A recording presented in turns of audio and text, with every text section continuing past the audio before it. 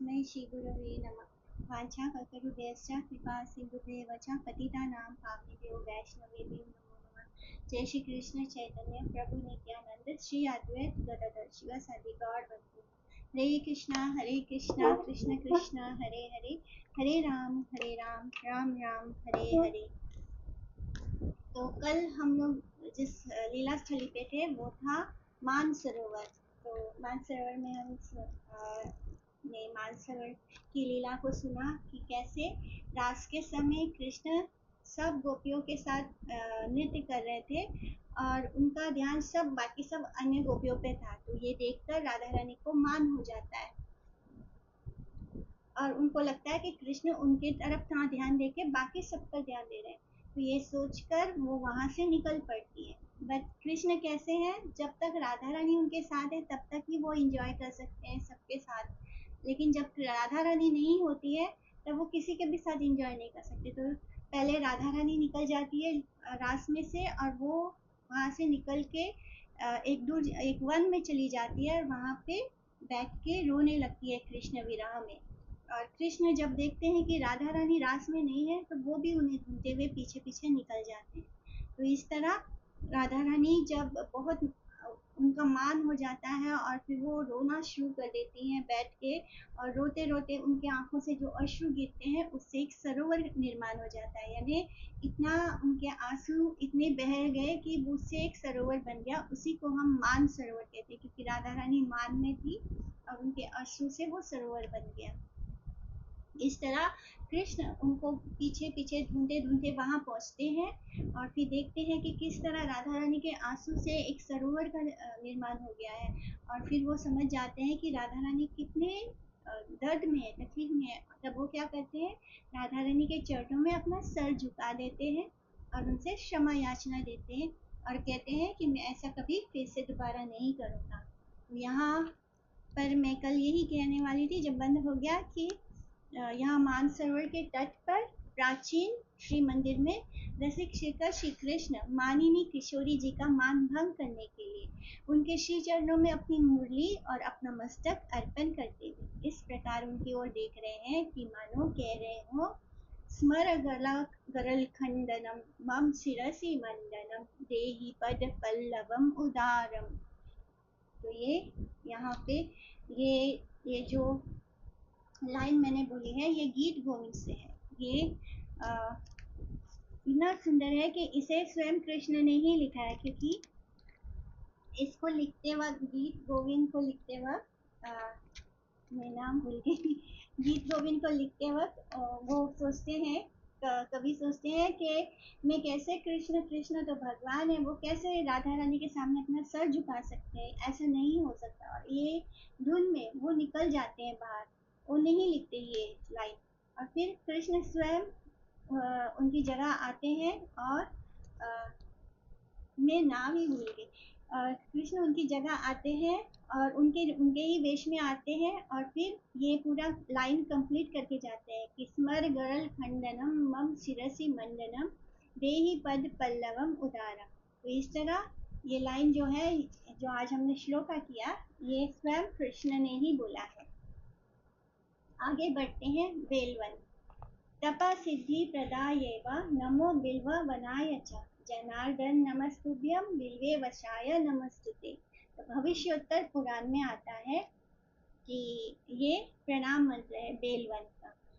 Bell को बिल्वा भी बोलते हैं, बिल्वा पत्र जो हम शंकर भगवान के ऊपर चढ़ाते हैं। तपस्या सिद्धि प्रदानकारी हे बिल्वन आपको नमस्कार है, हे जनार्दन हे बिल्वन के स्वामी आपको नमस्कार।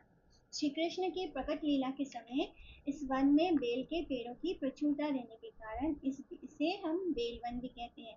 श्री कृष्ण सखाओं के साथ यहाँ पर गोचारण करते थे और इस बहुत सुंदर मनोहर बेलवन में अनेक प्रकार की क्रीड़ा यानी खेल खेलते थे तथा पके हुए बेल फलों का स्वाद लेते थे, आस्वादन करते थे। और यहाँ पे दर्शनीय क्या है, एक लक्ष्मी जी का मंदिर भी है। लक्ष्मी जी मैंने वो ऐश्वर्य है। लक्ष्मी जी को आज तक वृंदावन में एंट्री नहीं मिल पाई है। क्योंकि वो वो उन्होंने गोपियों की शरण लेने से ही इनकार कर दिया। जब तक हम गोपियों की शरण नहीं लेते हैं, कृष्ण भक्तों की शरण नहीं लेते हैं, दीनहीन नहीं होते हैं, तब तक हम वृंदावन में प्रवेश नहीं कर सकते, तब तक वृंदावन हमारे हृदय में प्रकाशित नहीं हो सकता। एक समय नारद जी के मुख से ब्रजेंद्र नंदन श्री कृष्ण की मधुर रासलीला और गोपियों के सौभाग्य का वर्णन सुनकर लक्ष्मी जी के हृदय में रासलीला दर्शन करने की बहुत प्रबल इच्छा हो गई, उत्कंठा हो गई। तो अनन्य प्रेम की स्वरूप भूता विशुद्ध प्रेम वाली गोपियों के अतिरिक्त, म्यूट कर लीजिए जिसका अनम्यूट है। Jayadev Goswami, yes thank you. तो ये जयदेव गोस्वामी ने गीत गोविंद लिखा है। Thank you so much. तो अनन्य प्रेम की स्वरूप विशुद्ध प्रेम वाली गोपियों के अतिरिक्त और किसी का भी रास में प्रवेश नहीं है, माने और किसी को भी रास में प्रवेश करने का अधिकार नहीं है। तो यह प्रवेश केवल महाभाव स्वरूप कृष्ण कांता शिरोमणि श्रीमती राधिका और उनकी स्वरूप भूता गोपियों की कृपा से ही सुलभ है।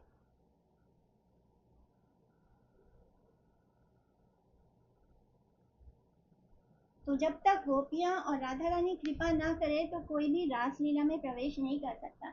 इनफैक्ट जब नारद मुनि की इच्छा हुई रास में प्रवेश करने के लिए, तो उनको भी बहुत सालों तक तपस्या करनी पड़ी। फिर बाद में उन्होंने पौर्णमासी जी की शरण ली। उन्होंने उनके एक सरोवर में डुबकी लगवाया, जिससे कि उन्हें एक गोपी का वेश धारण किया और तब कहीं जाके उन्हें रासलीला में प्रवेश मिला। इसी तरह शिव जी ने भी शिव जी को भी रासलीला में प्रवेश करने के लिए गोपेश्वर महादेव का रूप धारण करना पड़ा, यानी एक गोपी का रूप धारण करना पड़ा। तो जब तक किसी गोपी की शरण ना ले और जब तक उनकी कृपा ना हो, तब तक इस रासलीला में प्रवेश असंभव है। तो इसी तरह वो प्रवेश केवल महाभाव स्वरूप कृष्ण कांता शिरोमणि श्रीमती राधिका और उनकी गोपियों की स्वरूप भूता गोपियों की कृपा से ही सुलभ है। अंत यहीं पर उन्होंने कठोर तपस्या की। तो अब लक्ष्मी जी तो लक्ष्मी जी है, वो कैसे किसी के शरणागत लेंगी? तो वो वहां पे तपस्या करने बैठ गई। फिर भी उन्हें रासलीला में प्रवेश संभव नहीं हो सका। जब तक हम राधा रानी और गोपियों की शरण नहीं लेंगे, हम रासलीला में प्रवेश नहीं कर सकते। और क्योंकि लक्ष्मी जी का मान है, वो ऐश्वर्य भूत हैं, तो उन्होंने क्या बेहतर समझा कि मैं कठोर तपस्या करूंगी और रासलीला में प्रवेश मिल जाएगा। तो उन्हें नहीं मिला। वे आज भी रास में प्रवेश करने के लिए यहाँ पर तपस्या कर रही है। आज तक वो तपस्या कर रही है, लेकिन आज भी उन्हें प्रवेश नहीं मिला, क्योंकि मिल ही नहीं सकता। जब तक हम राधा रानी और गोपियों की शरण ना ले, हमें कभी भी न वृंदावन में प्रवेश मिलेगा, न वृंदावन हमारे हृदय में प्रकाशित होगा। पहले वृंदावन हमारे हृदय में प्रकाशित होता है, बिकॉज ये जो हमारा हार्ट है, यही भगवान का घर है। और भगवान का घर क्या है? वृंदावन। तो ये बहुत भक्ति करने के बाद होता है। तब तक हमारे हृदय में कृष्ण एस परमात्मा ही रहते हैं। जब वो वृंदावन हमारे हृदय में, जब हमारा हार्ट पूरी तरह क्लियर हो जाएगा, उसमें कृष्ण के प्रति प्रेम जागृत हो जाएगा, तब इस हृदय में वृंदावन प्रकाशित हो जाएगा। तब हमारा हृदय वृंदावन बन जाएगा और तब हमारे साथ परमात्मा नहीं होंगे, हमारे साथ श्याम सुंदर रूप में कृष्ण एक किशोर बालक के रूप में होंगे। इसलिए श्रीमद् भागवत के 10वें स्कंद में इसका वर्णन भी आता है। कालियानाग की पत्नियां श्री कृष्ण की स्तव स्तुति करती हुई कह रही है कि भगवान, हम समझ नहीं पाती कि यह इसकी कालियानाग की किस साधन का फल है, जो ये आपके श्री चरणों की धूली पाने का अधिकार हुआ। आपके श्री चरणों की रज इतनी दुर्लभ है कि उसके लिए आपकी अर्धांगिनी श्री लक्ष्मी जी को भी बहुत दिनों तक समस्त भोगों का त्याग करके तथा नियमों का पालन करते हुए तपस्या करनी पड़ी थी। फिर भी वह दुर्लभ श्री चरण रज प्राप्त नहीं कर सकी।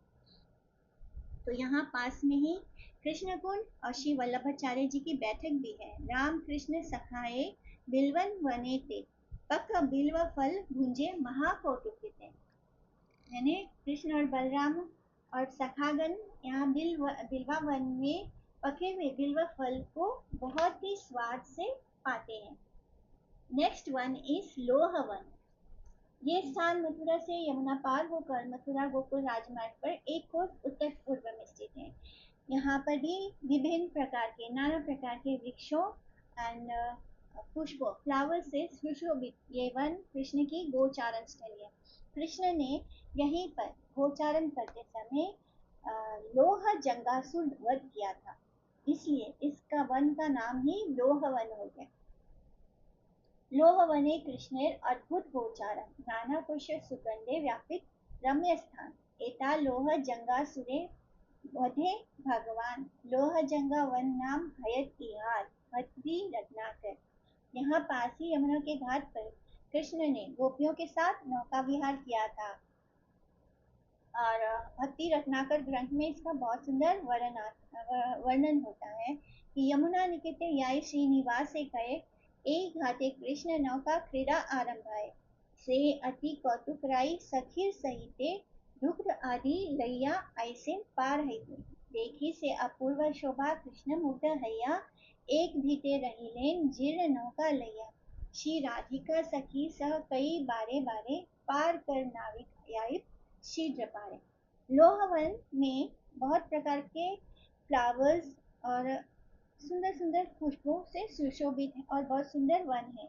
यहाँ पास में पुण्य तोया यमुना जी प्रवाहित होती है। यहाँ भी पास में यमुना जी छोर है वो यहाँ से प्रवाहित होती है, जिसमें कृष्ण गोपियों के साथ नौका विहार लीला करते हैं। वे नाविक बनकर गोप रमणियों को अपनी नौका में बैठा कर बीच प्रवाह में कहते हैं कि मेरी नौका तो पुरानी है, जीर्ण शीर्ण हो गई है, टूटने वाली है, तो इसमें पानी भर रहा है। तुम लोग क्या करो, अपने दूध दही के बर्तन को यमुना में फेंक दो, नहीं तो मेरी नौका डूब जाएगी। तो गोपियां इस नाविक को जल्दी से पार करने के लिए पुनः पुनः प्रार्थना करती है। वो बार बार प्रार्थना करती है कि नहीं, हमें जल्दी से पार लगा दो, तब तक तो ये हो जाएगा। तो इस लीला को अपने हृदय में संजोए हुए यह लीला सिटी या लीला स्थली आज भी विराजमान है। यहाँ पर ये लीला हुई थी। यहाँ कृष्ण कुंड है, लोहसुर की गुफा है तथा श्री गोपीनाथ जी का दर्शन भी है। आयोरे ग्राम, आयोरे ग्राम नाम से ही लग रहा है। लोहवन के पास ही आयोरे ग्राम है, इसका वर्तमान नाम अलीपुर है। जिस समय कृष्ण ने दंत वक्र का वध करके यमुना पार करके गोकुल में पिता माता सखा एवं गोप गोपियों से मिलने के लिए गोकुल में जा रहे थे, तो उस समय ब्रजवासी लोग बड़े प्रेम से आयो रे कन्हैया संबोधन कर यहीं पर उनसे मिले थे, तो इसलिए इस जगह का नाम ही आयोरे है।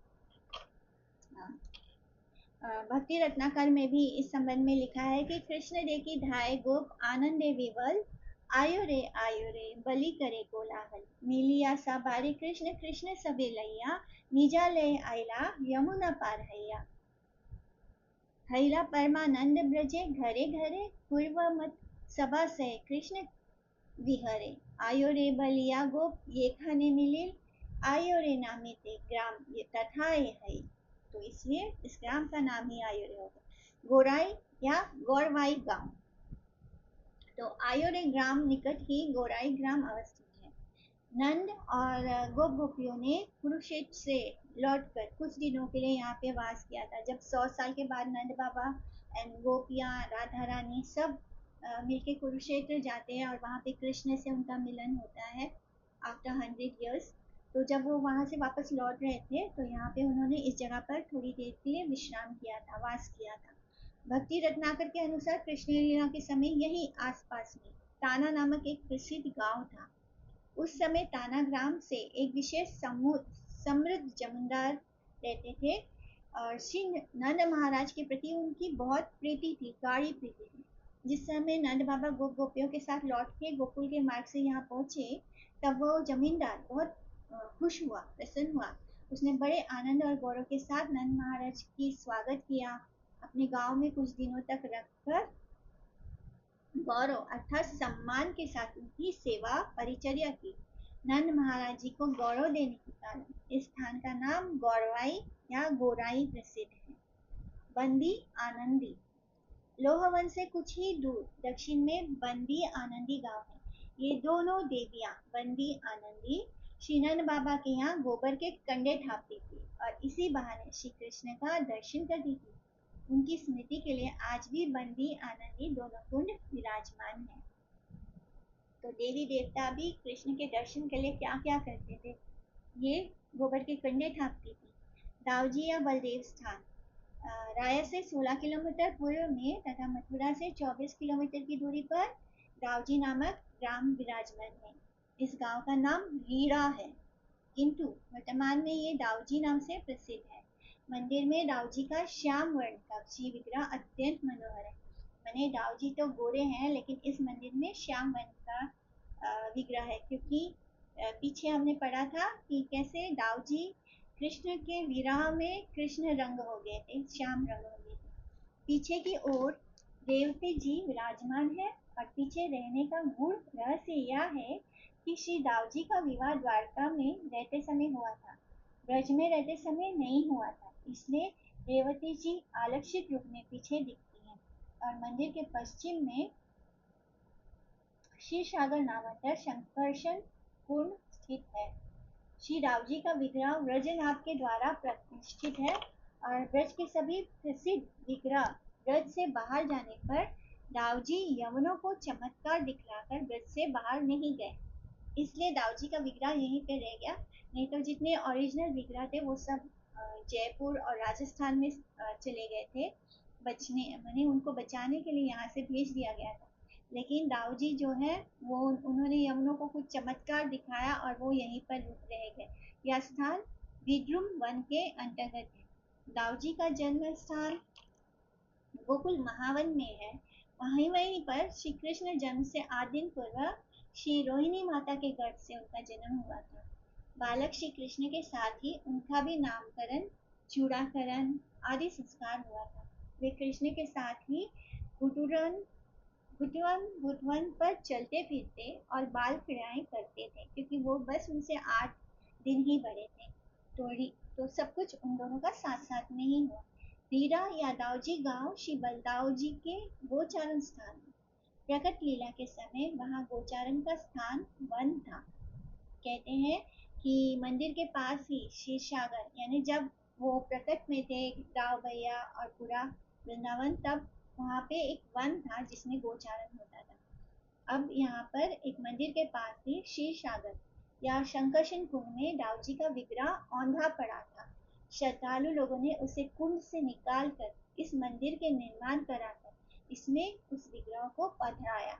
हो सकता है कि दरमांद औरंगजेब के आक्रमण के भय से पुजारियों ने ऐसा किया हो कि उन्हें उस कुंड में डाल दिया ताकि वो उनको दिखाई ना दे, क्योंकि औरंगजेब जो था वो मंदिरों को तो तोड़ता ही था, मंदिरों के अंदर के विग्रहों को भी तोड़ देता था। ऐसे हम देखते हैं कि हमारे देश में बहुत पुराने पुराने मंदिर है, पर किसी का मैंने जब भी देखो तो किसी का अभी हाथ नहीं नजर आता है, किसी के चेहरा को ही तोड़ दिया, किसी के सर तोड़ दिया, तो इस तरह वो नुकसान करके चले गए।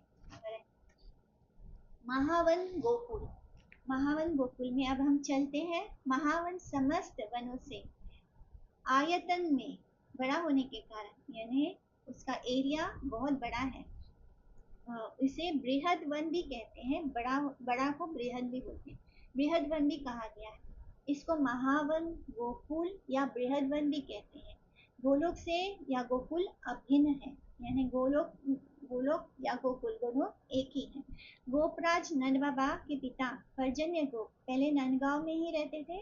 वहीं रहते समय उनके उपानंद, अभिनंद, श्रीनंद, सुनंद और नंदन, ये 5 पुत्र तथा सनंद और नंदिनी 2, सानंदा और नंदिनी 2 कन्याएं पैदा हुई और उन्होंने वहीं रहकर अपने सभी पुत्र और कन्याओं का विवाह किया। मध्यम पुत्र श्रीनंद को कोई संतान न होने से वो बड़े चिंतित हुए। उन्होंने अपने पुत्र नंद को संतान की प्राप्ति के लिए नारायण की उपासना की करने को कहा और उन्हें आकाशवाणी से यह ज्ञात हुआ कि श्री नंद को असुरों का दलन करने वाला महापराक्रमी सर्वगुण संपन्न एक क्षेत्र पुत्र शीघ्र पैदा होगा। और इसके कुछ ही दिनों बाद केशी आदि असुरों का उत्पात आरंभ होने लग गया। पर्जन्य गोप पूरे परिवार और सगे संबंधियों के साथ इस बृहद वन गोकुल में उपस्थित हुए और इस बृहद या महावन में निकट ही यमुना नदी बहती है। यहाँ वन नाना प्रकार के बहुत तरह तरह के वृक्षों, लता, वल्लरियों और पुष्पों से सुशोभित है। जहाँ गौओं के चराने के लिए हरे भरे चारागाह है। ऐसे इस स्थान को देखकर सभी गोप ब्रजवासी बहुत खुश हुए। जब वो यहाँ पर आते हैं, देखते हैं कि सब जगह मानी गैयों को चराने के लिए भी बहुत सुंदर सुंदर चारागाह है, तो वो देखकर बहुत प्रसन्न होते हैं, क्योंकि पास में यमुना जी भी है। तो वो प्रसन्न होकर यहीं पर बड़े सुखपूर्वक निवास करने लगे। यहाँ पर नंद भवन में यशोदा मैया ने कृष्ण कन्हैया तथा योग माया को यमज संतान के रूप में अर्धरात्रि को प्रसव किया, और फिर आधी रात में कृष्ण का जन्म हुआ। और यही यशोदा के सूती कागार में नाड़ी छेदन आदि जात कर्म रूप वैदिक संस्कार हुए। यानी कृष्ण का जो नाड़ी छेदन है, नाड़ी जो काट के निकाला जाता है, वो सारे वैदिक संस्कार भी यहाँ पर ही हुए हैं। तो इस बात से हमें पता चलता है कि यमुना जी माने यशोदा जी ने भी कृष्ण को जन्म दिया था। तो इस तरह ऐसे इसे बस वही समझ सकते हैं जिन पर कृष्ण की कृपा होती है। मैंने आज तक तो हमें यही पता था कि कृष्ण का जन्म बस द्वारका देवकी मैया ने किया, लेकिन जो हमारे गुरुजन है वो बताते हैं, वो किस तरह खोज लेते हैं सत्य को।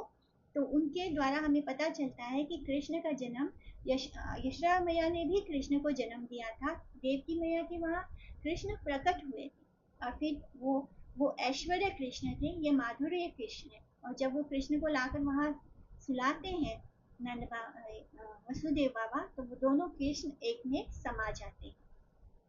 इस तरह यशोदा मैया ने अपने गर्भ से कृष्ण को जन्म दिया, जिस कारण उनका नाड़ी छेदन विधि भी हुआ था। यहीं पर पूतना, तृणावर्त, सकटासुर नामक असुरों का वध कर कृष्ण ने उनका उद्धार किया। पास ही नंद की गौशाला में कृष्ण और बलदेव का नामकरण हुआ, और यहाँ पर पास में घुटनों पर राम कृष्ण चले। और यहीं पर जब हम राम बोलते हैं तो बलराम जी को बोलते हैं। राम कृष्ण यहाँ पर चले हैं अपने घुटनों पर, और यहीं पर मैया यशोदा ने चंचल बाल कृष्ण को ओखल से बांध दिया था, जो दामोदर लीला हुई थी। और कृष्ण ने यमला अर्जुन का उद्धार किया था, उस ओखल को बीच में फंसाकर वो निकल गए थे, जिससे कि वो अर्जुन के पैर गिर पड़े थे। यहीं पर 2.5-3 वर्ष की अवस्था तक की कृष्ण और राम की बाल क्रीड़ाएं हुई है। और नीचे हम संक्षेप में इसका वर्णन कर रहे हैं। बृहद वन या महावन गोकुल रूपी ने तुभ्यम गोकुलाय नमो नमः अति दीर्घाय रम्याय द्वाम विंशद योजनाय ते। तो ये भी गोकुल वन का प्रणाम मंत्र है। बृहद वन या महावन गोकुल की लीला स्थलियों का ब्रह्मांड पुराण में इस प्रकार वर्णन किया गया है। ब्रह्मांड पुराण में आता है कि एक विंशति तीर्थानाम युक्त भूरि गुणान्वितम, और यमला अर्जुन पुण्यात्मानं नलकूपम तथैव च चिंताहरम ब्रह्मांड कुंडम सारस्वतम तथा सारस्वती शिला तत्र विष्णुकुंडम समन्वितम कर्णकूप कृष्णकुंडम गोपकूपम तथैव च रमण स्थानं क्रीणावर्ताख्यं पातनम पूतना पातन स्थानं क्रीणावर्ताख्य पातनम नंदहर हम नंदहरम्य नंदगेह घातम रमन संज्ञकम मथुरा नाथोद्भवम क्षेत्रम पुण्यम पाप प्रणाशनम जन्मस्थानम तु शेषस्य जन्म योग माया। तो मथुरा से लगभग 6 मील की पूर्व में महावन विराजमान है, और महावन मने गोकुल। और ब्रज भक्ति विलास के अनुसार महावन में श्रीनंद मंदिर, यशोदा शयन स्थल, ओखल स्थल, शकट भंजन स्थान, यमला अर्जुन उद्धार स्थल, सप्त समुद्रिक कूप, पासी गोपेश्वर महादेव जिनके बारे में भी सुना था, गोपेश्वर महादेव, योग माया जन्म स्थल, बाल गोकुलेश्वर, रोहिणी मंदिर, पूतना बद्र स्थल जहाँ पे पूतना का वध हुआ था, दर्शनीय, ये सारा ही स्थान यहीं पर है गोकुल महावन में। और भक्ति रत्नाकर ग्रंथ के अनुसार यहाँ के दर्शनीय स्थल है जन्म स्थान जहाँ पे कृष्ण का जन्म हुआ, फिर उनका जन्म संस्कार स्थान, गौशाला, नामकरण स्थान, पूतना वध स्थान, अग्नि संस्कार स्थल, शकट भंजन स्थल, स्तन्यपान स्थल, घुटनों पर चलने का स्थान, पीनावत वध स्थल, ब्रह्मांड घाट, यशोदा जी का आंगन, नवनीत चोरी स्थल, दामोदर लीला स्थल, यमलार्जुन उद्धार स्थल, गोपेश्वर महादेव, तप्त सामुद्रिक कूप, श्री सनातन गोस्वामी की भजन स्थली भी यहाँ पर है, मदन मोहन जी का स्थान भी है, रमन रेती भी यही है, गोप कूप भी है, उमानंद आदि गोपों के वास स्थान भी यही है, श्री कृष्ण के जात कर्म आदि का स्थान भी यही है, और गोप बैठक, वृंदावन गमन पथ, सकरौली आदि यहीं पर है। तो वर्तमान में जो दर्शनीय स्थल है वो ये है, नंद महाराज जी का दंत धावन टिला। यहाँ पे नंद महाराज जी बैठकर दातुन के द्वारा अपने दांतों को साफ करते थे, तो इसलिए इस टिला का नाम ही है दंत धावन टिला। नंद बाबा की हवेली तथा अन्य अन्य और भी बाकी गोपियों की हवेली। दंत धावन टिला के नीचे आसपास नंद और उनके भाइयों की हवेलियां हैं तथा सगे संबंधी गोपियों की हवेलियां थी। आज उनका भग्नावशेष दूर दूर तक देखा जाता है। भग्नावशेष यानी कुछ थोड़ा हमें देखने को मिलता है, पूरा वैसे के वैसे तो नहीं है। थर्ड इज नंद भवन या कृष्ण का जन्म स्थान। नंद हवेली के भीतर ही श्री यशोदा मैया के कक्ष में भादो माह के रोहिणी नक्षत्र युक्त अष्टमी तिथि को अर्धरात्रि के समय स्वयं भगवान श्री कृष्ण और योग माया ने यमज संतान के रूप में, दोनों जुड़वा के रूप में यशोदा मैया के गर्भ से जन्म लिया था। यहाँ योग माया का दर्शन है। श्रीमद् भागवत में भी इसकी स्पष्ट वर्णन मिलता है कि महाभाग्यवान नंद बाबा भी पुत्र के उत्पन्न होने से बड़े आनंदित हुए। उन्होंने नाड़ी छेद संस्कार, स्नान आदि के पश्चात ब्राह्मणों को बुलाकर जात कर्म आदि संस्कारों को संपन्न करवाए।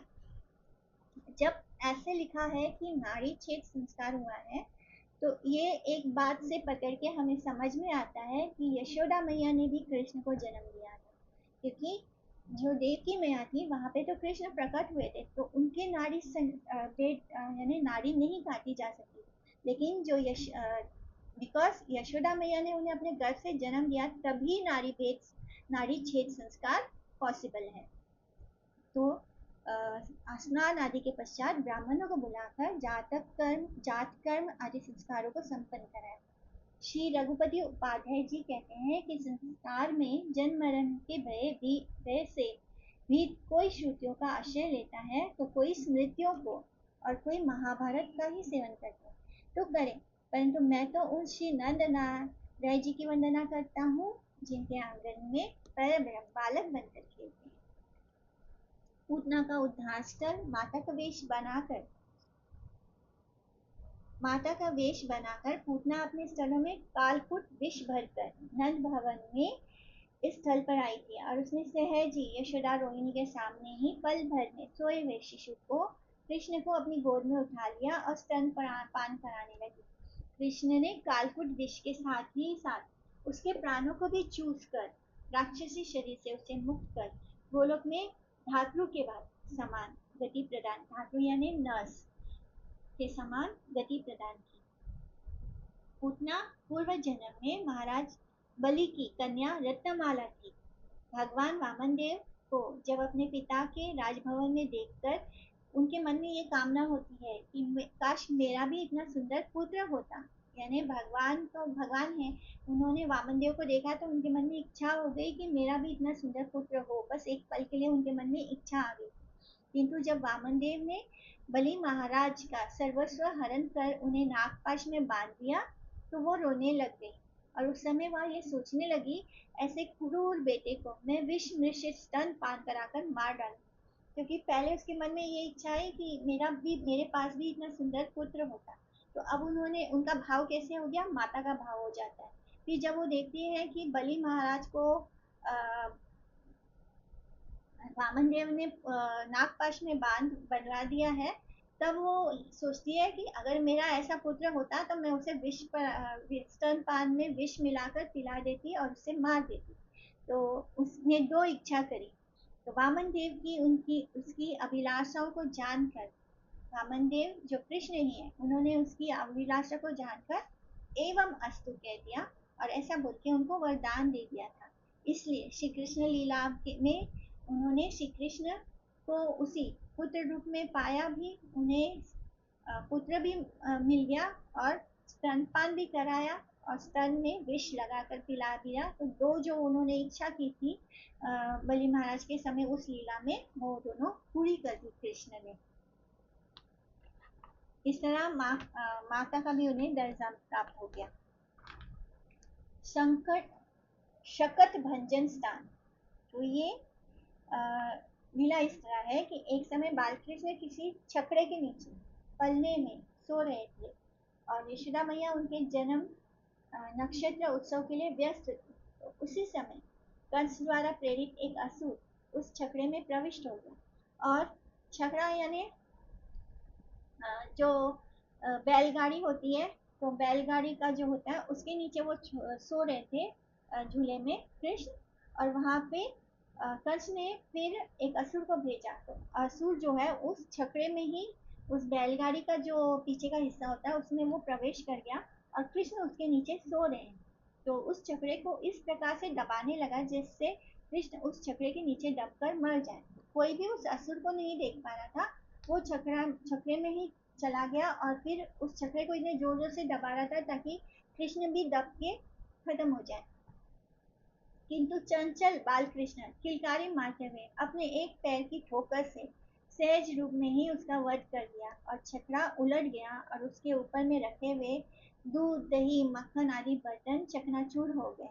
और बच्चे का रुदन सुनकर यशोदा मैया दौड़ी हुई वहां पहुंची और बहुत सरप्राइज हो गई, आश्चर्यचकित हो गई और बच्चे को सकुशल देखकर ब्राह्मणों को बुलाकर बहुत सी गौों का दान दिया और वैदिक रक्षा के मंत्रों का उच्चारण पूर्वक ब्राह्मणों ने काली गाय के मूत्र और गोबर से कृष्ण का अभिषेक किया और यह स्थान इसी लीला को संजय हुए आज भी वर्तमान में है। सकटासुर पूर्व जन्म में हिरण्याक्ष दैत्य का पुत्र उत्कच नाम का दैत्य था। हिरण्याक्ष का पुत्र था वो सकटासुर। उसने एक बार लोमश ऋषि के आश्रम के हरे भरे वृक्षों और लताओं को कुचल कर नष्ट कर दिया।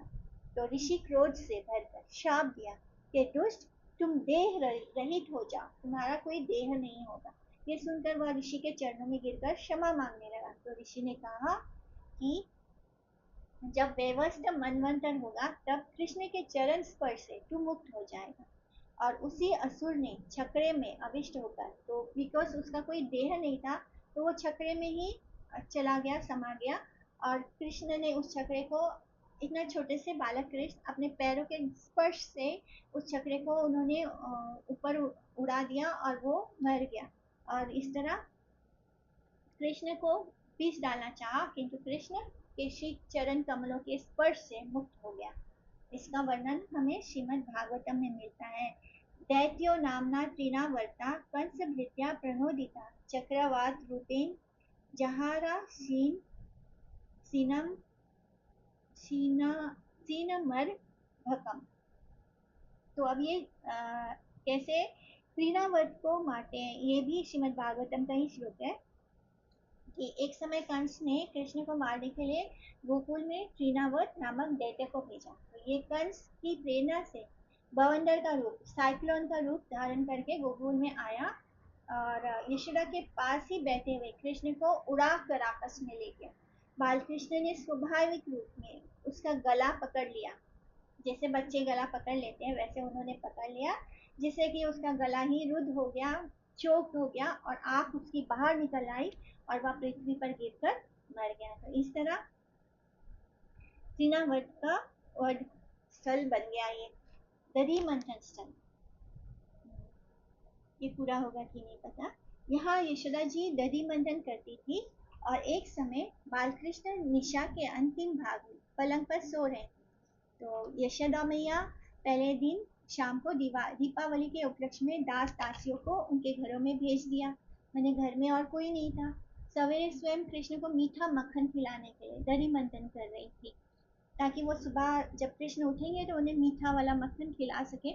इसलिए वो रात को बैठ के दही मथ रही थी तथा ऊंचे स्वर में ताल लय से कृष्ण की लीलाओं का अविष्ट होकर गायन भी कर रही थी, और वो अपने पुत्र के लीला में इतनी मगन थी कि उसको गा भी रही थी।